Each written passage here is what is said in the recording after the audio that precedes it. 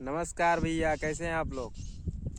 और आज हम अपने खेत घूमने आए हैं। और ये देखिए भैया, ये हमारा जो है छपरा है, छपरा बोलते हैं इसको। और ये भैया गिर गवा बाटे। बहुत काल आंधी है, इतनी तेज आंधी है आई गई बा, इतनी तेज आंधी है, इतनी तेज आंधी आई ना, छपरा वपरा सब गिर गवा। गाँव में बहुत जने चद्दर उद्दर गिर गवा, बहुत तेज आंधी आई रही। और यह देखो हमारे छपरा कलियाँ छवाए रहे हैं, गिर गवा। और ये देखो भैया, ये सब पूरा आपको गांव का नज़ारा नहीं है, ये खेत का नज़ारा है। और ये देखियो छपरा वपरा सब गिर गवा बाटे। थूनी आपको एक थूनी वूनी दिखाई थे, रुक जाओ भैया आपको 1 मिनट।